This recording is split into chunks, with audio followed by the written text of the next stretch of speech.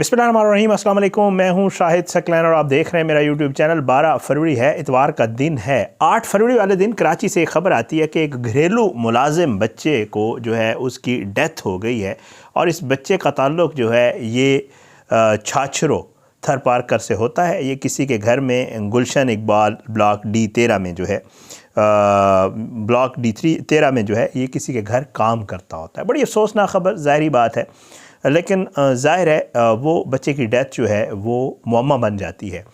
वालिदैन जो है वो बच्चे की लाश वापस मंगवा लेते हैं और बच्चे की तदफीन कर दी जाती है, लेकिन तदफीन के बाद जो है वो बड़ी हैरान कुन सूरत हाल पैदा हो जाती है जब बच्चे का वालिद FIR करवाने पहुंच जाता है और बताता है कि मेरे बच्चे की जो मौत है वो तबई नहीं थी, बल्कि उसके ऊपर तशद्दुद करके उसको कत्ल किया गया था। और कत्ल किसी और ने नहीं बल्कि जिस मालकन के घर में मेरे 3 बेटे जो है वो काम करते थे, उनमें सबसे छोटा जो 11 साल का था उसको इस मालकन ने तशद्दुद का निशाना बनाया।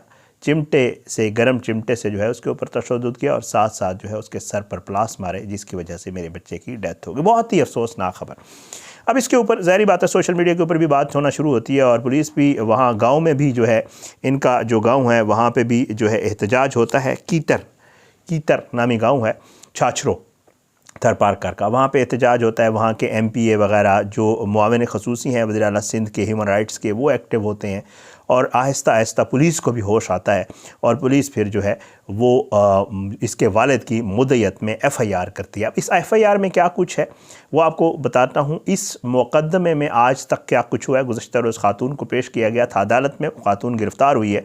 उसने अदालत में क्या कुछ बताया है और इस सारे मामले का अब तक क्या पता चला है, ये बहुत ही अफसोसनाक ख़बर है। ज़ाहिरी बात है, मैं बहुत पहले भी बहुत सारी वीडियोस करता हूँ और उनमें हमेशा ये कहता हूँ कि बच्चों को एक तो चाइल्ड लेबर और फिर ज़ाहिरी बात है मजबूरी, गुर्बत, ये बहुत सारी चीज़ें होती हैं जो वालिदैन को मजबूर करती हैं कि वो अपने बच्चों को किसी के घर मुलाजिम के तौर पे बच्चों को जो है वो रखें।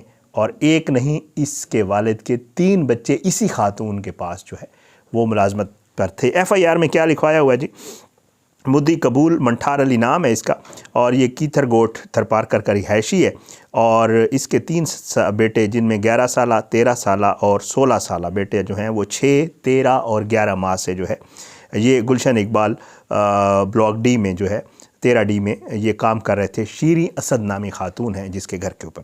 अब होता क्या है जी, बताया ये गया इसके वालिद की तरफ से कि इन तीनों का जो तय हुआ वो 15,000 रुपये महीना था। अब ये 3 मुलाजमीन 15,000 रुपये पे, यानी तकरीबन एक बच्चा 5,000 पे मुलाजिम था। अब 8 फरवरी वाले दिन इसका वालिद बताता है कि 2 बजे के करीब जो है मेरे कज़न ने मुझे इतला दी कराची से कि आपका 11 साला बेटा जो है जिसका नाम रफ़ीक है वो कराची में वफ़ात पा गया है।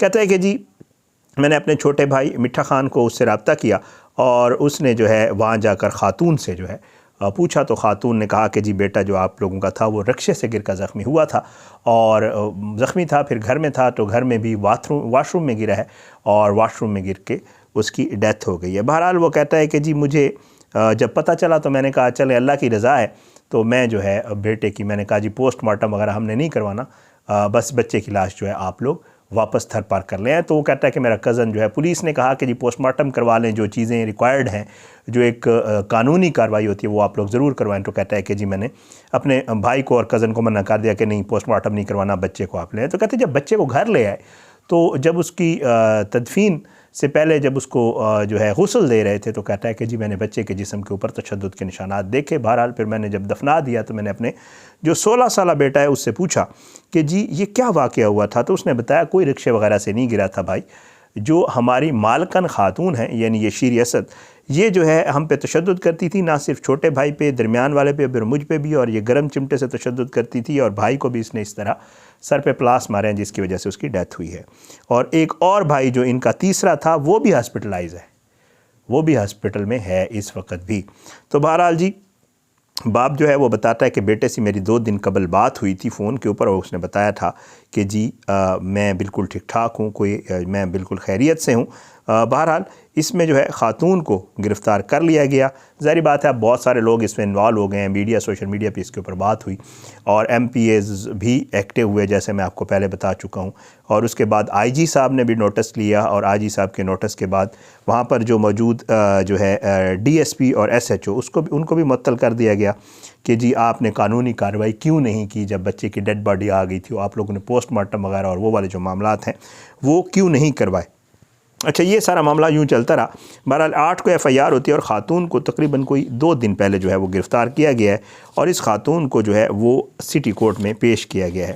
اب سٹی کورٹ میں جو ہے اس کی سماعت ہوئی ہے، اور اس میں جو ہے عدالت میں اس کو جب پیش کیا گیا ہے تو جو مدعی مقدمہ کے وکیل ہیں انہوں نے جو ہے بہت ساری باتیں کی، جن میں سے ایک تو انہوں نے کہا کہ جی گھر میں سی سی ٹی وی کیمراز لگے ہوئے ہیں، ان کی جو ریکارڈنگ ہے وہ بھی پولیس کو چاہیے کہ قبضے میں لے لیں۔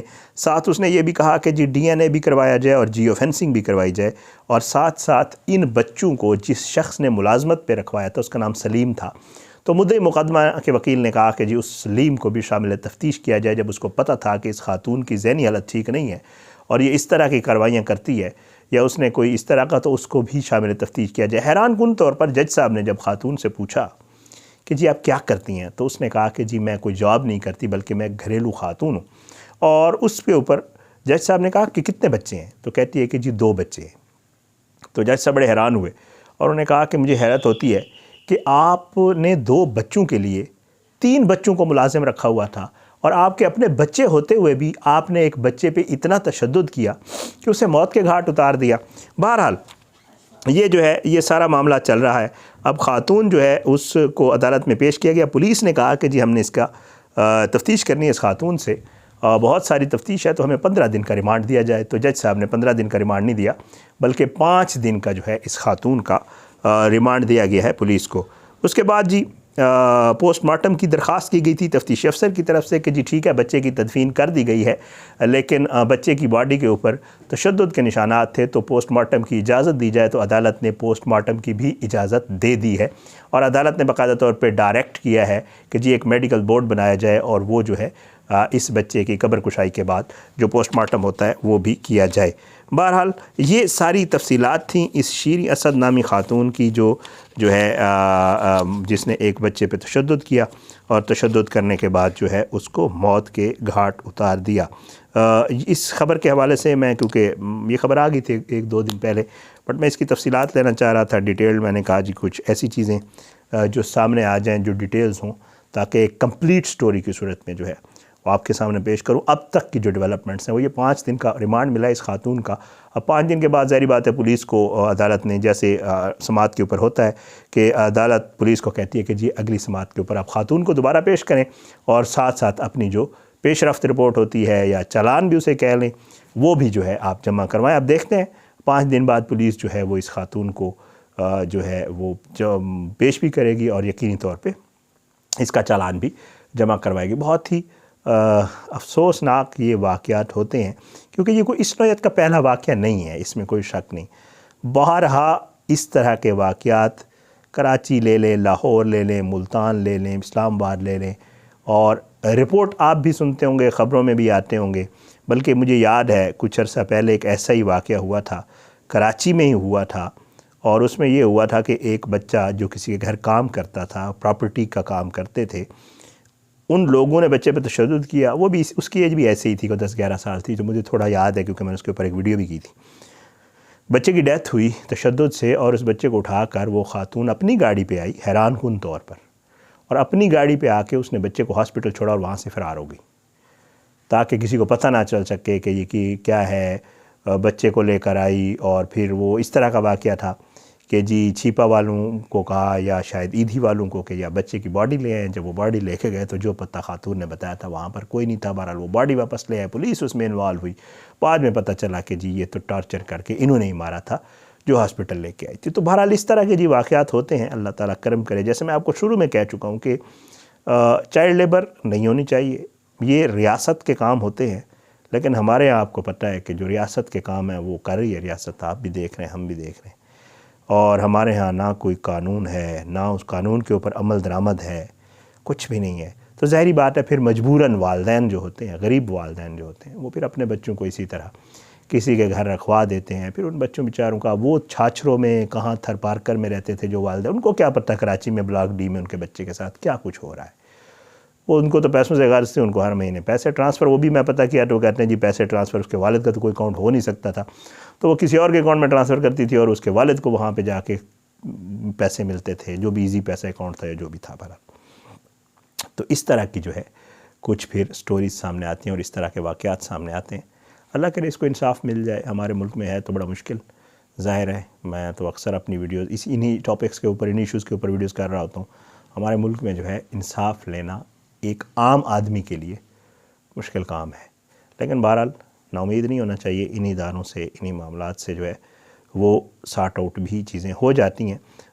دعا ہے اللہ کرے اس بچے کو انصاف ملے. مجھے اجازت دیں. اللہ پاکستان کا حامی ناصر، اس کے خلاف سازشیں کرنے والوں کو نصب نابود کرے، ظالموں کو عبرت کا نشان بنائے، مظلوموں کو انصاف ملے. اپنی دعا میں یاد رکھا کریں. انشاءاللہ اگلی ویڈیو میں ملاقات ہوگی. پاکستان زندہ باد. اللہ حافظ.